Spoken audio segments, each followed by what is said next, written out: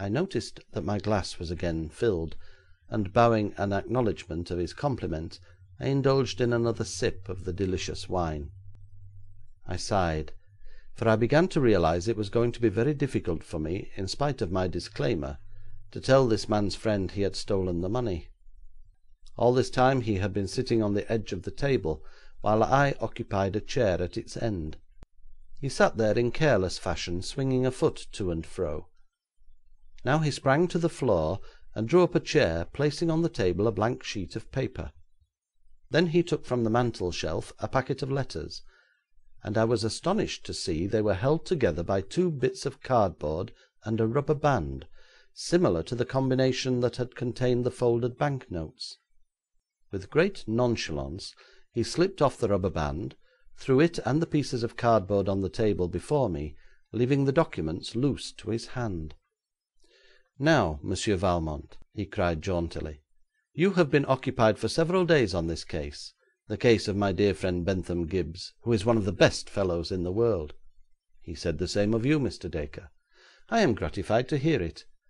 Would you mind letting me know to what point your researches have led you?" "They have led me in a direction rather than to a point." "Ah, in the direction of a man, of course." "Certainly." "Who is he?" "Will you pardon me if I decline to answer this question at the present moment?" "That means you are not sure."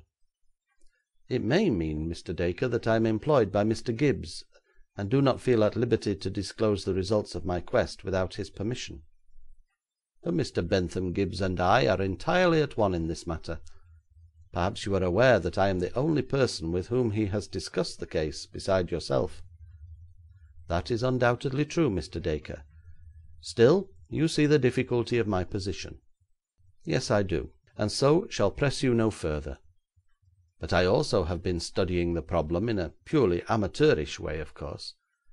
You will perhaps express no disinclination to learn whether or not my deductions agree with yours?" "None in the least." "I shall be very glad to know the conclusion at which you have arrived. May I ask if you suspect anyone in particular?" "Yes, I do." "Will you name him?" "No. I shall copy the admirable reticence you yourself have shown. And now let us attack this mystery in a sane and businesslike manner. You have already examined the room. Well, here is a rough sketch of it. There is the table. In this corner stood the chair on which the coat was flung. Here sat Gibbes at the head of the table. Those on the left-hand side had their backs to the chair. I, being on the centre to the right, saw the chair, the coat, and the notes, and called attention to them. Now, our first duty is to find a motive. If it were a murder, our motive might be hatred, revenge, robbery, what you like. As it is simply the stealing of money, the man must have been either a born thief, or else some hitherto innocent person pressed to the crime by great necessity. Do you agree with me, Monsieur Valmont? Perfectly. You follow exactly the line of my own reasoning. Very well. It is unlikely that a born thief was one of Mr. Gibbes's guests. Therefore we are reduced to look for a man under the spur of necessity, a man who has no money of his own, but who must raise a certain amount, let us say, by a certain date. If we can find such a man in that company, do you not agree with me that he is likely to be the thief? Yes, I do.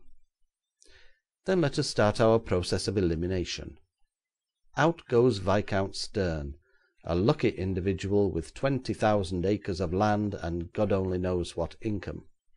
I mark off the name of Lord Templemere, one of His Majesty's judges, entirely above suspicion. Next, Sir John Sanclere. He also is rich, but Vincent Innis is still richer, so the pencil obliterates both names. Now we arrive at Angus McKellar, an author of some note, as you are well aware, deriving a good income from his books, and a better one from his plays. A canny Scot, so we may rub his name from our paper and our memory. How do my erasures correspond with yours, Monsieur Valmont? They correspond exactly, Mr. Dacre. I am flattered to hear it. There remains one name untouched, Mr. Lionel Dacre, the descendant, as I have said, of robbers.' 'I have not said so, Mr. Dacre.' 'Ah, my dear Valmont, the politeness of your country asserts itself. Let us not be deluded, but follow our inquiry wherever it leads. I suspect Lionel Dacre. What do you know of his circumstances before the dinner of the 23rd?' As I made no reply, he looked up at me with his frank, boyish face illumined by a winning smile. 'You know nothing of his circumstances?' he asked. 'It grieves me to state that I do. Mr. Lionel Dacre was penniless on the night of the dinner.' 'Oh, don't exaggerate, Monsieur Valmont,' cried Dacre with a gesture of pathetic protest. 'His pocket held 1 sixpence, 2 pennies, and a halfpenny. How came you to suspect he was penniless?' 'I knew he ordered a case of champagne from the London representative of Camelot Frères, and was refused unless he paid the money down.' 'Quite right. And then, when you were talking to Hopper, you saw that case of champagne delivered.' 'Excellent, excellent, Monsieur Valmont. But will a man steal, think you, even to supply himself with so delicious a wine as this we have been tasting? By the way, forgive my neglect. Allow me to fill your glass, Monsieur Valmont. Not another drop, if you will excuse me, Mr. Dacre. Ah, yes, champagne should not be mixed with evidence. When we have finished, perhaps. What further proof have you discovered, monsieur?'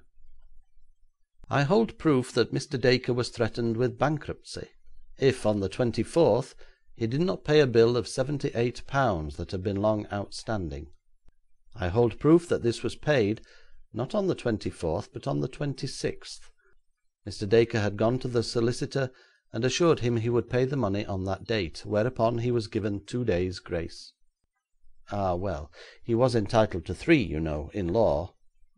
'Yes, there, Monsieur Valmont, you touch the fatal point. The threat of bankruptcy will drive a man in Dacre's position to almost any crime. Bankruptcy to a barrister means ruin.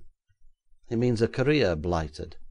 It means a life buried with little chance of resurrection. I see you grasp the supreme importance of that bit of evidence. The case of champagne is as nothing compared with it, and this reminds me that in the crisis now upon us I shall take another sip with your permission. Sure you won't join me?' 'Not at this juncture, Mr. Dacre.' 'I envy your moderation. Here's to the success of our search, Monsieur Valmont.' I felt sorry for the gay young fellow as with smiling face he drank the champagne. 'Now, monsieur,' he went on, 'I am amazed to learn how much you have discovered. Really, I think tradespeople, solicitors, and all such should keep better guard on their tongues than they do. Nevertheless, these documents at my elbow, which I expected would surprise you, are merely the letters and receipts. Here is the communication from the solicitor threatening me with bankruptcy. Here is his receipt dated the 26th. Here is the refusal of the wine merchant, and here is his receipt for the money. Here are smaller bills liquidated. With my pencil we will add them up. £78, the principal debt, bulks large. We add the smaller items, and it reaches a total of £93 7 shillings and 4pence. Let us now examine my purse. Here is a £5 note. There is a golden sovereign. I now count out and place on the table 12 and 6pence in silver and 2 pence in coppers. The purse thus becomes empty. Let us add the silver and copper to the amount on the paper. Do my eyes deceive me, or is the sum exactly £100? There is your money fully accounted for.' 'Pardon me, Mr. Dacre,' I said, 'but I observe a sovereign resting on the mantelpiece.' Dacre threw back his head and laughed with greater heartiness than I had yet known him to indulge in during our short acquaintance. 'By Jove!' he cried, 'you've got me there. I'd forgotten entirely about that pound on the mantelpiece, which belongs to you.' 'To me? Impossible.' 'It does, and cannot interfere in the least with our century calculation. That is the sovereign you gave to my man Hopper, who, knowing me to be hard pressed, took it and shamefacedly presented it to me.